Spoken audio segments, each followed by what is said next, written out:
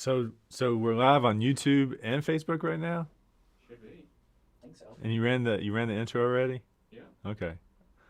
Interesting. I want to see this thing live on my page. Anyway, all right.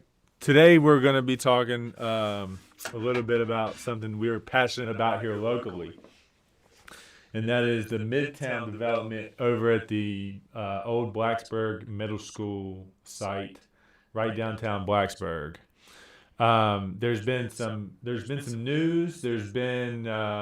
We've interviewed someone from Eagle Construction, and we're excited to get into this topic.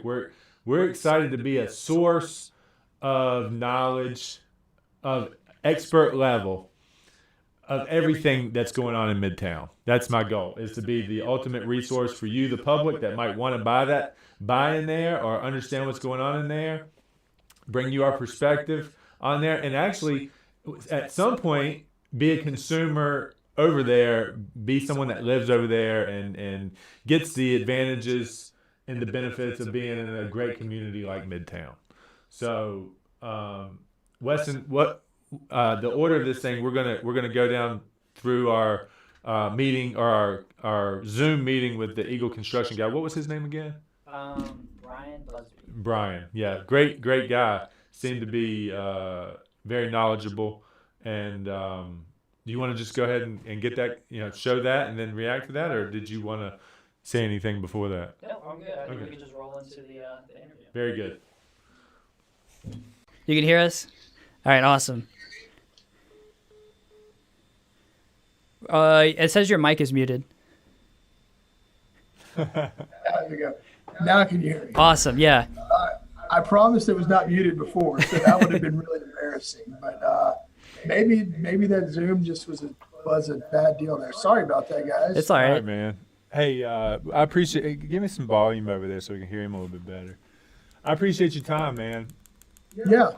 And I had a couple of things I wanted to approach this in a couple of different ways, because I am inevitably a consumer of your product. Great. Midtown is something that I've had on my map for 3 years, and I've been to the town meetings. I stood up and was a proponent for you guys in everything that you had proposed, and all the Great. thoughtfulness that you guys have put into this development.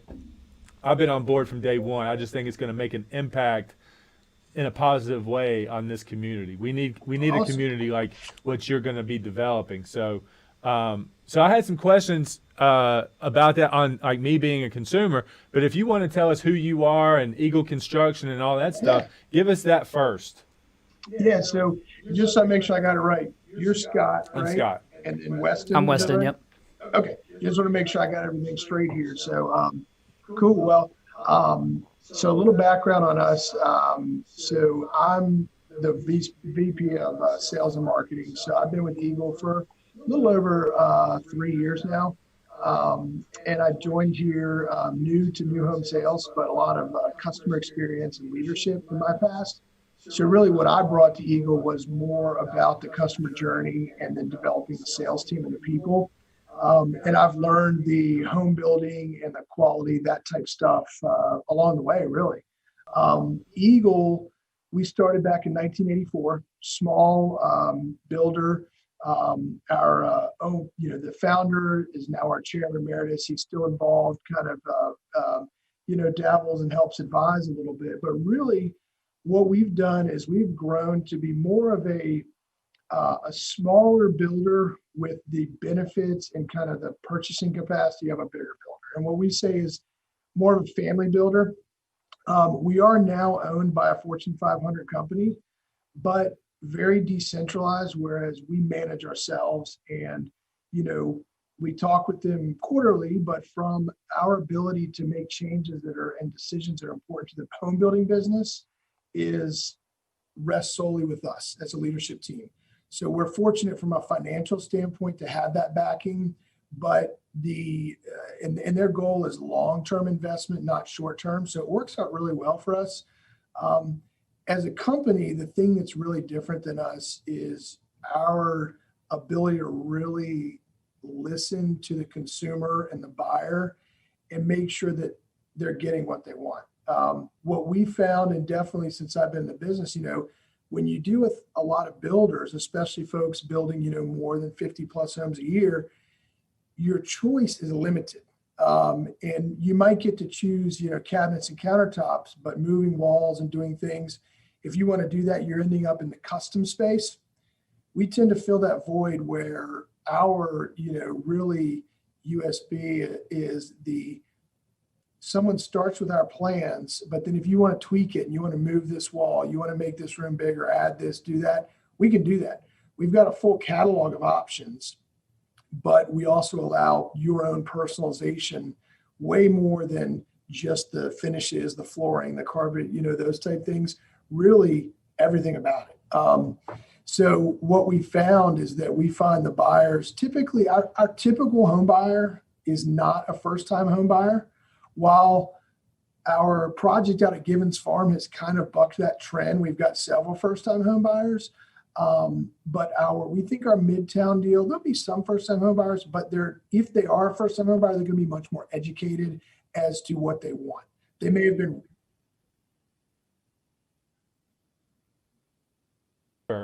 Exactly. So for one, I am excited that a new home builder is entering this market. We've had maybe 3 companies that have been building all the homes here for the last 30 years. And it's good for some new blood to come in and shake it up. So I'm happy to see that. Yeah. I'm really happy to see, and I hope you are able to acquire enough opportunity in the land space to remain here for decades, because we don't want you to jump in here and then not have any more opportunities to develop land, and then you have to go back to Richmond or focus on other areas. Right. And we agree. And one of the things that we found, we've gone into other markets out in the eastern side of Virginia. Our bread and butter is here in Richmond. That's what we know the best. But we've gone into some markets in the east and done well and really work with other folks. And we come in, we do want to be there long term, and we're hiring people that'll live there, and that's the goal. So, and we want to provide them opportunity. We tend to the other big thing that I think for us as a builder, we know our success is crucial by us developing partnerships with realtors and the realtor community. And I think, as I've talked to a lot of people in Blacksburg, that's something they've been interested in to hear about, because really that's what we know. In Richmond, we know that realtors, it's just a great relationship where they understand we're going to take care of their clients. We're going to work with the realtor community. And we understand that that's a group of folks that can feed you for a long time. So we're excited. And, as I've started to meet with more folks like you guys and other folks around the community, it's really exciting to hear that. And now we're just eagerly awaiting starting the construction, which will start happening later this month. But, our goal too is to come in there. We're working a lot with SAS builders down there as far as the land side. But at some point, we will certainly venture out on our own. We are a full service company as far as development. We've got our own, realty in-house. That's really more just so we can sell the new homes. We won't do any resale down there at all. That's just for new homes. We got commercial construction that's smaller. So we do a lot of that stuff in-house, but our goal is to be there for a while.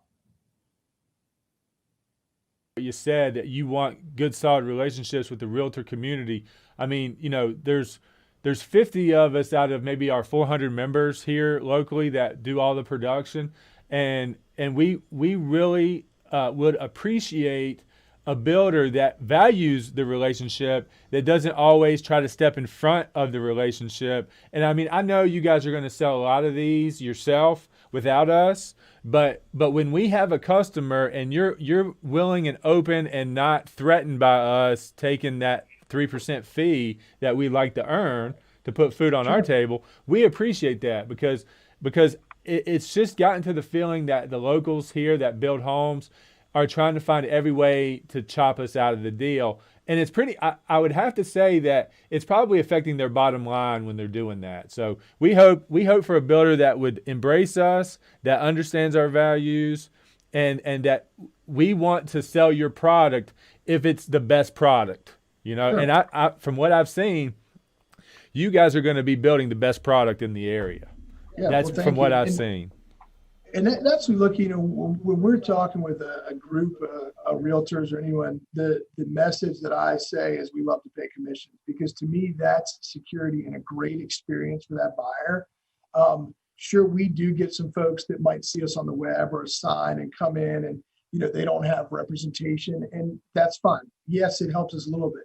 But We always understand that game. I mean, Yeah, direct to and- consumer is definitely Yeah. something, but we've been out here screaming Midtown for a couple of years. We're trying to Yeah. line people up for you guys, and for you to be encouraging of that is awesome. You Yeah. know? One of the things, and I'll tell you, I don't know if you had any of your clients that may have been interested in Midtown. If you do, and they're already on the VIP list, we just ask you to send me their names. I did a call with Coldwell Banker Townside a few weeks ago, and now kind of the same message. I said, hey, if you've got folks that you're working with, and they may already be on the list, just send us their name. Even if we've been talking to them, sending them emails for the last 6 months, we'll still include you, because we want the representation. We do know that with a project like that, any new project, there's going to be bumps. And anytime I'm talking with someone on my team and, we have a buyer that maybe is having a challenge, first thing I say is, who's their realtor? Because we know that that's how we can really work together and provide, in the end, the best experience for the buyer is when we work together. So that's definitely true. We never want to put the buyer in the middle between my relationship and a realtor relationship. No doubt. Yeah, no doubt about it. All right. Hey, so can I start asking some consumer questions here? Yeah, let's right, go cool. for it. Yeah. All right. So me as a buyer, I know your product line. You're doing some condos. You're doing some townhouses. Yeah. I would probably be interested in more of the townhouse scenario. What price points are those going to be coming in at? So the condos and townhouses, they're going to start probably 375, and we'll have a couple of our largest units that'll definitely finish out over $1 million. We've got, and we can confidently say that with a couple early buyers that we're already talking to. I think that what we're seeing in our 20-foot wide townhouse, that's very similar to what we're building here in Richmond from a price structure, they're finishing in the sixes. And then the 24-foot price, the 20-foot on our website would be called the Park or the Roland. And then the 24-foot, which is the Malvern, the Westmoreland, more in the high sevens is where you're going to be. And then with both of those, depending on what you choose as your finishes, you can stretch the 20-foot townhome into the high sevens and the 24-foot into the eights. Gotcha. So I would, if you want to have a nicely appointed home from a 20-foot, it's in the sixes for the one size and the sevens. Yeah, and I've done the virtual walkthrough on almost every version of the townhome. And Yeah. I've seen the elevator plan. Is that Yes. going to be like a real thing? I guess. Oh, it's a real thing. I was actually just down at one of our other townhome communities that overlooks the James River here in Richmond about an hour ago, and they were laughing because these homeowners like, we can't believe we're going to have an elevator in our house. And they were asking about that. And yeah, I mean, we probably installed, I'd say 75 elevators a year. So it's a very real thing. Every one of those homes, the condos and the townhomes will have an elevator shaft in it. And then it's up to the purchaser, depending on where you come in the process, if you want to add an elevator. Yeah. If you choose not to have an elevator, the shaft is still there, and then you have 4 closets. That's what I figured. I figured that was something that would probably standard closet, but if you wanted the upgrade to the elevator, it was available. Yeah, and when we, based on demand, we may not have to do any spec homes, but if like here in Richmond, we build in our townhome product, we'll have a building of 6 and we'll sell 1 and start the building. So we'll have 5 specs, and we'll still finish. We'll probably add 2 to 3 elevators there because not everybody wants it, but it's probably 60 to 70% of the folks add an elevator. When am I going to be able to initiate financing for these? As far as a consumer, Yeah. well, we're looking at probably summer settlements. So from a financing standpoint, you would want to obviously get your ducks in a row now. But as far as thinking about loan locks and really applying for the loan, that's going to be into 2021. So you think you're going to have a product to deliver by June of 2021? Yeah, I'd probably push to July to be safe Okay. right now. So coming in the early part of 21, you could look at like a 6-month lock. There's some companies that do 1-year locks, but Everybody I've talked to here locally says, dude, chill out. yeah, I was going to see now. Now I think after the last week, I don't think anybody can really tell. We don't know what's going to happen, Yeah. but I don't think anybody's going to want to slow this part of our economy down. And I'm not a mortgage lender, but it feels good, and I would wait. Yeah. I just think you had to have a CO for most of the local people around here for, not to maybe get the loan started, but we're going to have, I guess, it under roof at least maybe. So No, when you're talking finance, you're talking for the consumer or for us as a no, builder? for me as a consumer, if I'm trying to buy your product and I need to go get my loan squared away, Yeah. the lenders I've talked to, because I was talking to my preferred lender the other day. I was like, hey, can you just get me approved for Midtown and just let it sit there? And he was like, man, you just need to chill out. Yeah, so the approval, I will tell you, our process right now, we're gonna look at, I've got a couple of folks I'm talking to down there from some partnerships up here, but we do have, we've got 8 sold at Givens Farm, and most of them, I think 6 or 7 of them, have spoken to our preferred lenders, George Mason Mortgage. And so he's working with some folks down there. We're already talking to him because we do, as a builder, we require a pre-approval within 5 days, which is very simple. And then we do require a loan commitment letter within 30 days. There'll be a little bit, that's what our purchase agreement says. There'll be a little flexibility on that with the project this far out. But we definitely would not start construction until we have a loan commitment. Gotcha. And do you require a big good faith deposit? Like how much, what percentage of the purchase price am I going to have to put as a good faith? It depends on, if it's it would be anywhere with those purchase prices from $10,000 up to the highest end would probably be in the 40,000 range. But if you hit those 8 and 9s, then we collect 10%. So it really varies. But that's also something that, we look at the whole structure and, if it's a $40,000 deposit because you're building a $700,000 home, that's not due the day you sign the purchase agreement. We want to collect it before we start construction, but we can talk about a little bit of time frame on that. Sure. Okay. So delivery date, you're thinking first people moving in early July 2021 if nothing unforeseen comes. I mean, that's pretty good. I mean, Yeah. that's pretty good. Y'all put them up quick.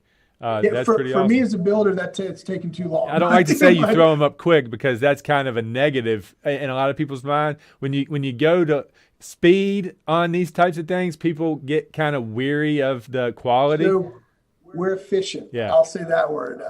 One of the things that we are doing that is different, it was important for us to work with as many local trade partners as possible. Yeah.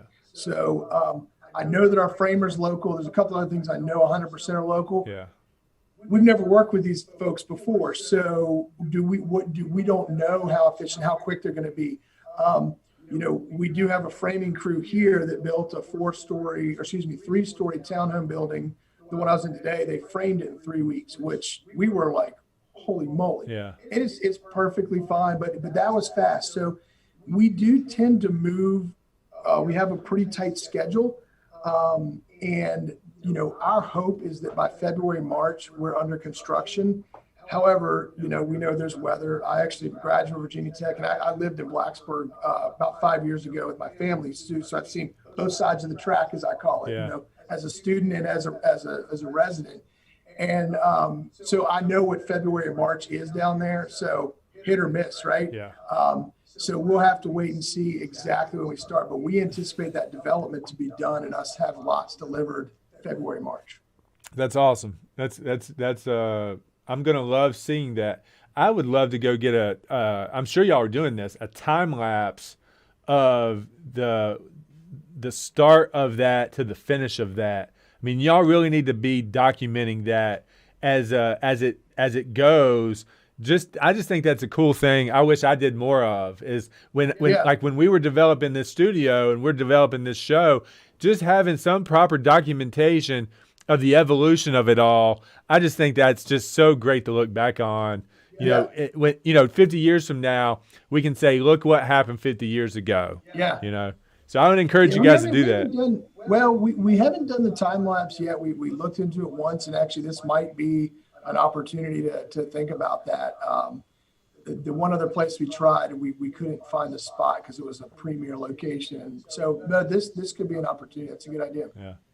Well, hey man, what just wrapping this up here, what would you like to tell us, and kind of get us ready for, and how can we help you? I'd love to be a source of you coming to, if there's anything you need, I want to offer that to you. So just keep that in mind. The thing that I think I appreciate it, and from your standpoint as a realtor and a partner, and also from a client standpoint of yours as a purchaser, what I would highly encourage best is if you're ever in Richmond, stop by and see us. Let me know you're here. Let one of us know we're here, so that we can show you our design center. We have a new design center opening up in January. We will be opening a design center in Blacksburg as well.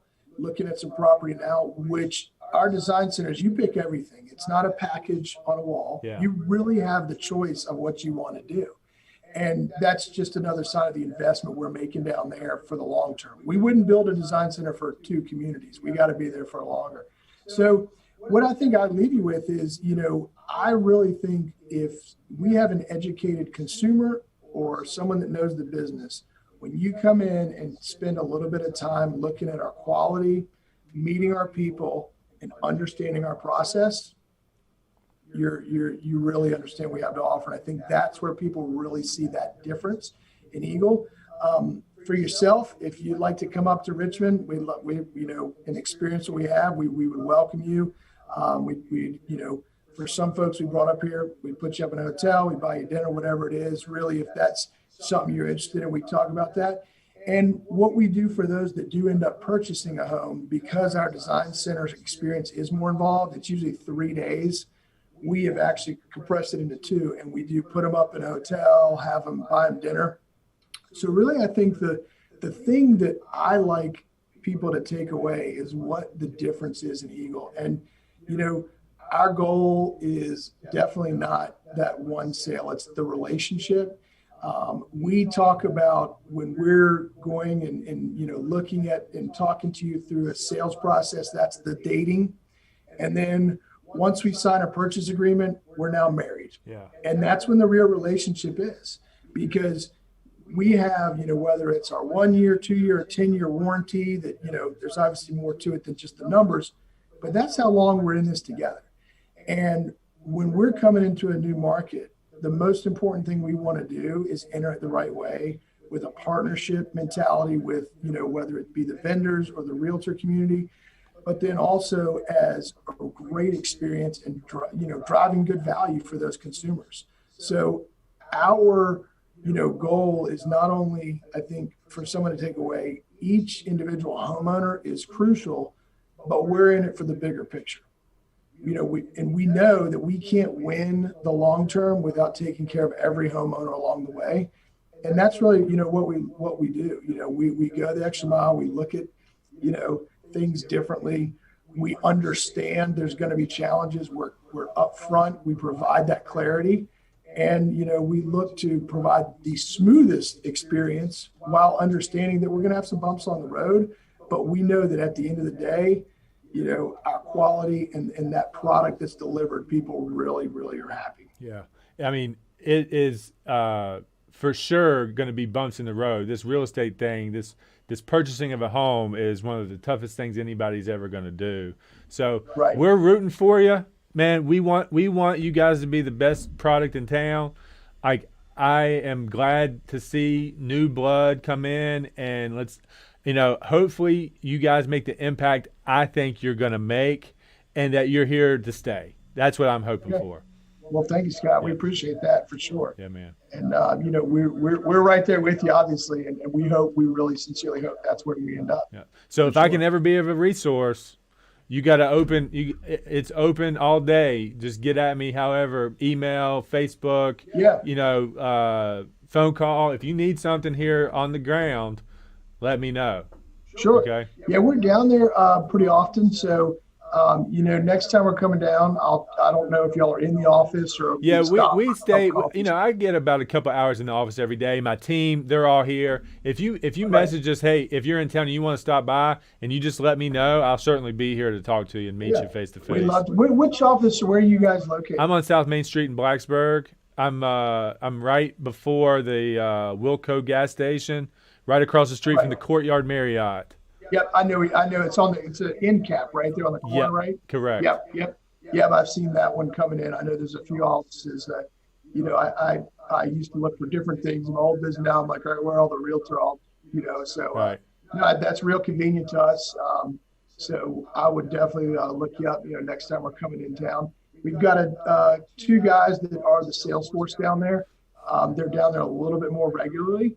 But if you ever have an opportunity, with your team, hopefully I can get my technology working that day, but I'd love the opportunity just for a couple minutes to chat with your team. And if they have questions, answer them on that call too. That would be great as well. Cool, man. Well, we'll let you go. Again, appreciate your time, and I appreciate the information you've given us, and we'll talk to you soon, I'm sure. Sounds great. Thanks so much, Scott. Man. Thanks for setting up, Weston. See ya. We'll see you guys soon. Bye-bye. All righty. Bye-bye.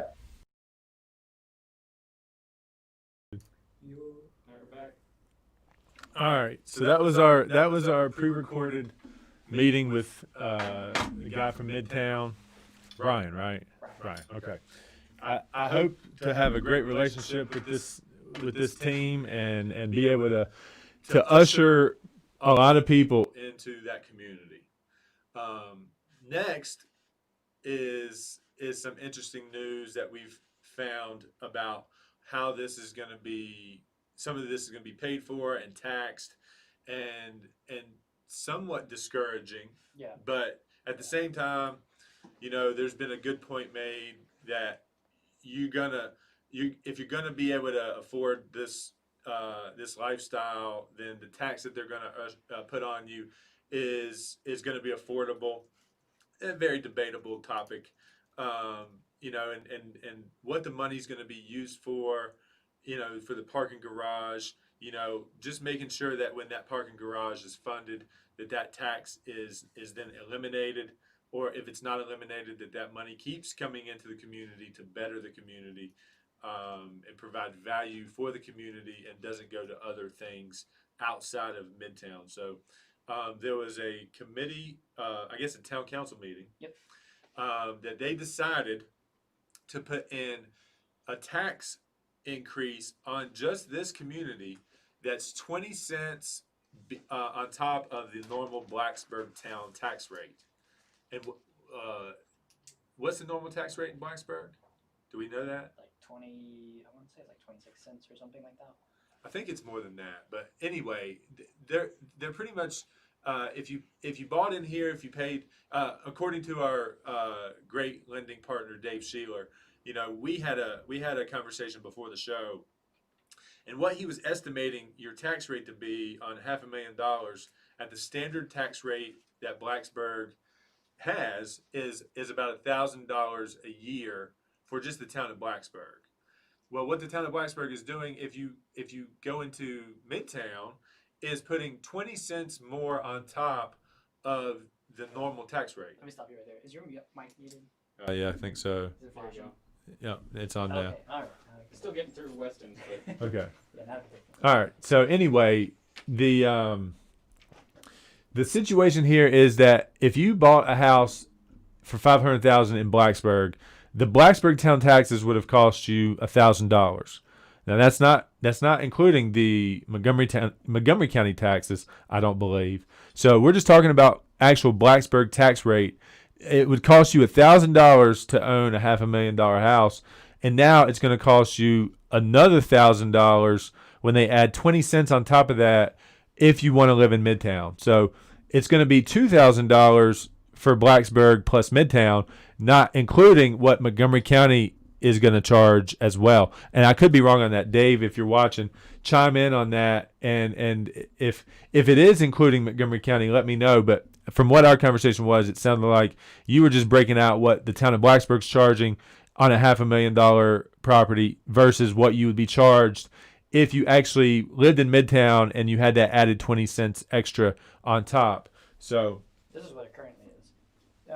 Blacksburg current pay tax rate is 26 cents per 100, and then that's in addition to Montgomery County's rate of 89 cents okay, so 89 cents for the county plus plus 20 cents 6 cents for plus Blacksburg plus another 20 cents.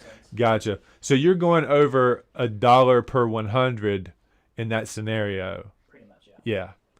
So we feel, my feeling is that that's very discouraging. That's a very discouraging thing. That actually people that would have been able to afford a standard, and we're not even including what the HOA fee here is going to be. We that's an unknown right now. Yeah, right now we don't know. So really that could really impact people's purchasing power to actually want to be in this neighborhood. Actually, it's not gonna eliminate the want to be in there, but the opportunity to actually do it is going to be limited to those folks that maybe have saved $100,000 that could have borrowed $400,000, but now it's more like borrowing $600,000 to be in there because of all the fees, because of the taxes and the insurance and everything involved to actually being in there has now increased so much that your purchasing power has diminished strongly. Yeah, for sure. So tell us what you found about the situation. All right. So what I found, I went and watched the town council meeting, and I went and read through the ordinance 1945, and I picked out I highlighted the points that I thought were pretty interesting. So of course the extra 20 cents per $100 of assessed evaluation, that's the big one everyone's concerned about. The reason they're doing this is to fund a parking garage that says the principal amount is I'm gonna round on this number. It's like 2.6 million for this parking garage that's going to be used by the public. It says it excludes any contingency in the parking garage budget not used for hard costs, plus the cost of the debt service for the repayment of the principal. And then I found the money will only be used for things within the district, which is the 20 acres of land Midtown is being built upon. That's what they said in the ordinance. Whether they do that or not, I guess is up for debate. It says, and then there's a quote, used primarily to fund public parking for the interest of the public. I think I quoted that from the attorney. And then the developers of Eagle Construction acknowledged the necessity of this, and then it was approved with a 7-0 vote from the town council. So there was no opposition. There was, and we'll link the meeting for anybody that wants to watch it. There was no one in opposition of this. Some would call it thievery. Raising taxes in this type of situation. A lot of people are against that, across the board. There are times and I guess needs for stuff like that, but feels like to me with the conversation that I had with Dave is that they could have gotten a lot more creative than just raising taxes.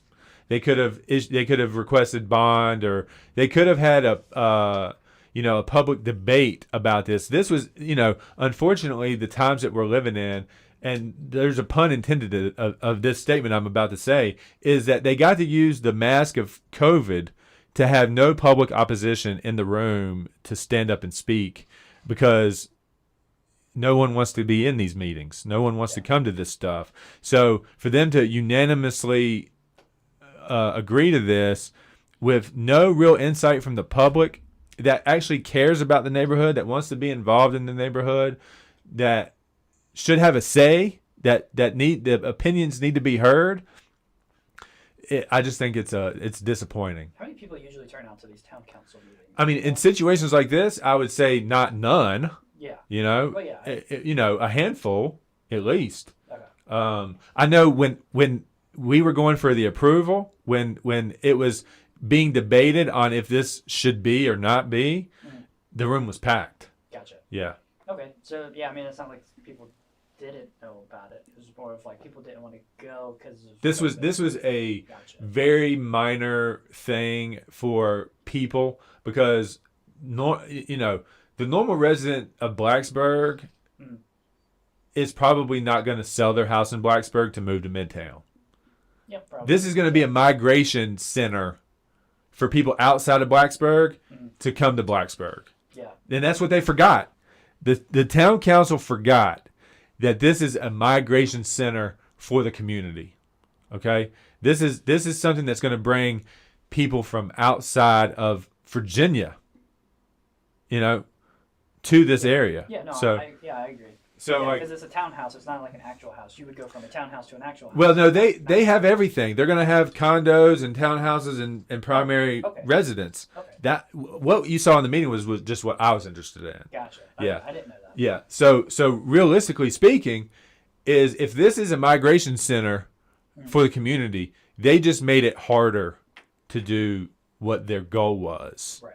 So it's unfortunate because this is going to be a great community, and they're putting constraints on it for just the absolute elite.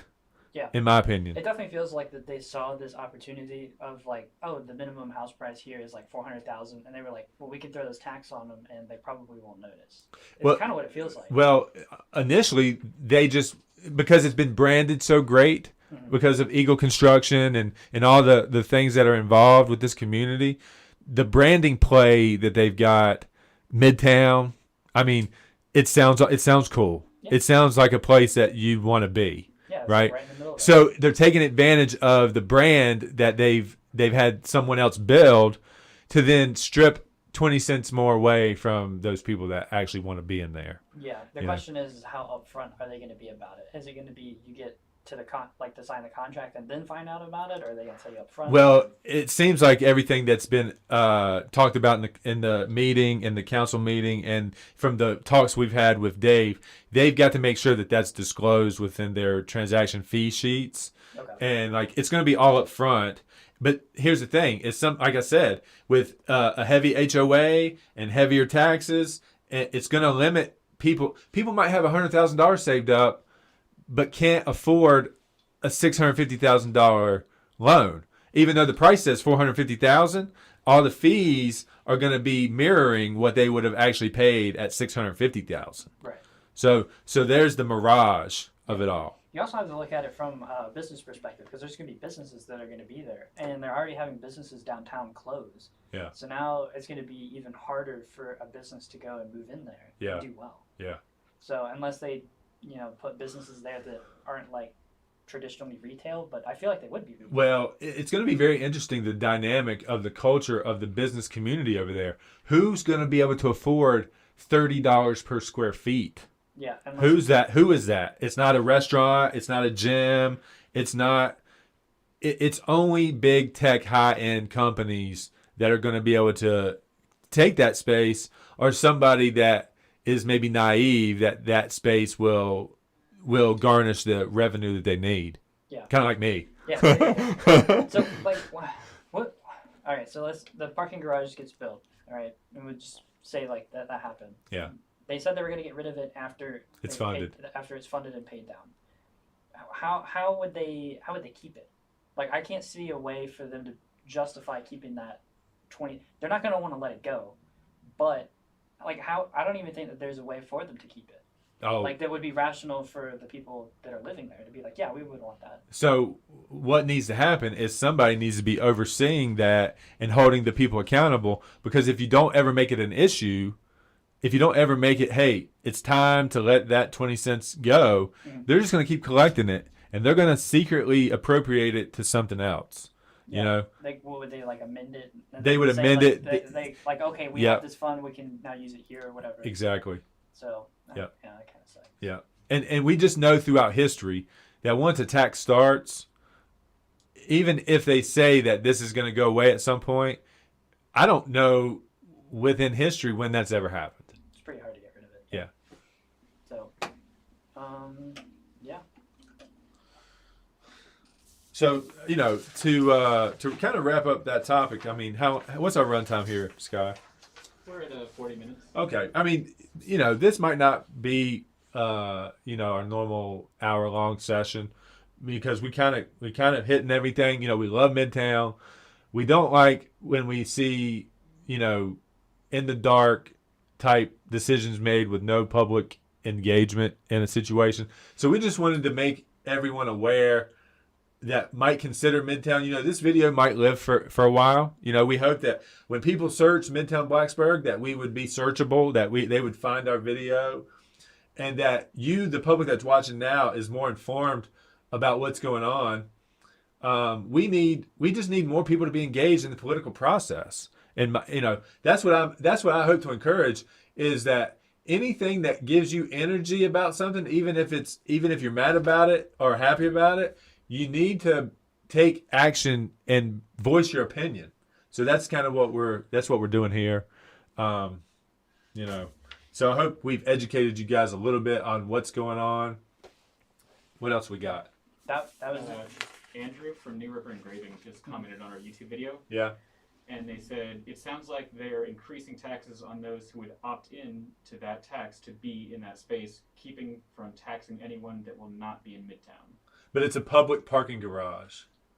So, hey, Andrew, thanks for the engagement, man. I see what you're saying. I understand that perspective.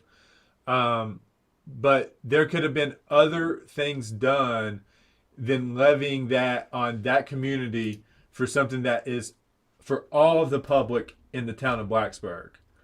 So that's my only rebuttal to that. But I see that point. That's a fair point. It just seems like the easy way out, in my opinion. So I love that. I love we actually got our first live comment. Andrew Howery, first live comment. Appreciate that. Anyway, what else we got to say about that topic? We got any links or anything? I mean, I pulled up like the people that were on the council. Oh yeah, let's run through that. I want everybody to know, who is your Blacksburg Town Council. Do they not have pictures? No pictures. See, they need pictures. I mean, you can probably look them up on social media. Yeah. Read them off. Okay, we have Leslie Haggard Smith. She's the mayor. Michael Sutphin, yeah. He's the vice mayor. John Bush, council member. Lauren Colliver, council member. Jerry Ford Jr., council member. Susan Mattingly, council member. And then Susan Anderson, council member. If any of you guys would like to come on, we'd like to have somebody on Blacksburg Town Council come on at some point and talk to us and tell us how you came to that decision, and was there any ideas other than that presented, and maybe have Dave Sheeler in the room, or at least on that episode to rebuttal some of the things that he and I had a conversation before this show. We had a conversation. I was trying to prepare and see what his perspective was on things, and really dive into the opposition opposed to the 20-cent extra tax. So I would like to have some perspective on both sides. If anybody on town council gets wind of this and would like to talk to us more about how they came to that decision and how it was unanimously decided, I would like to talk to somebody about that. Also, Dave Sheeler from Embrace Home Loans is live in the Facebook chat right now, and I think he had a rebuttal to what Andrew was saying, and that's that this could set a precedent. If this type of taxation without representation succeeds, what keeps the town from designating other tax grabs like this for other projects? Very good perspective. I appreciate that, Dave. Yeah. Here, I'll repeat that because sometimes it's hard to hear Sky whenever he's talking away from the microphone. But Dave Sheeler said this could set a precedent if this type of taxation without representation succeeds. What keeps the town from designating other tax grabs like this for other projects? Right. So, I do remember reading in that article though that they do this practice in Virginia Beach, which is where the attorney is from, and he was saying that they did it once. They made a district. They did it once for building a parking garage there, and then some of the people that live closer to the beach, their extra taxes gets used to develop, I think, sand dunes in case like a storm is coming. So to help like protect their houses. The sand dunes thing, I understand. The parking garage, same scenario that we have going on here, but I do remember reading that part. Right. So Great perspectives on both sides. Dave, thanks for chiming in on that. I would side with Dave. Is you give the authority to in not so hypothetical terms, like steal more money from certain people to do things like that. It just does set a precedent for that. And remember, when you get taxed and they promise you that that's going to go away one day, I don't recall an example in my lifetime that that's ever happened. It's never happened that I can recall. I would like to, maybe we did some research and see if that's actually happened, but I would be surprised to find it if it has. So, well, I mean, that was interesting. I think that's gonna educate people and get them kind of aware of what's going on. And we need to keep identifying these people. The people in power need to continuously be identified because they're making our decisions. If you don't know who the people are that are making your decisions, then you're not informed. You're not even able to hold them accountable if you don't know who they are. So that's one of the goals I have here, is to make sure that people are aware of the people that are forcing you into things that you might not necessarily think are right or enjoy happening. For future, we've got some things going on in Christiansburg that I don't even think I brought up yet, but Christiansburg is about to spend a buttload of money on a park in Christiansburg, like $20 million they're going to spend with a budget shortfall of unknown right now. So we need to start looking at that situation and bring you some information and news on that. And that'll be in a couple episodes away. Maybe we dive into that and see what's going on with that and bring that to you guys as well. So episode 21, that was it. First simulcast show for us on Facebook. We appreciate all the engagement. Dave, thanks for always being the resource and for always jumping in and helping me with things and all the things that you do for my clients and my team here.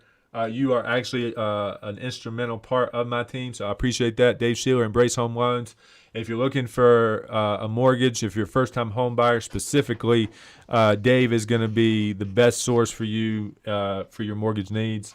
And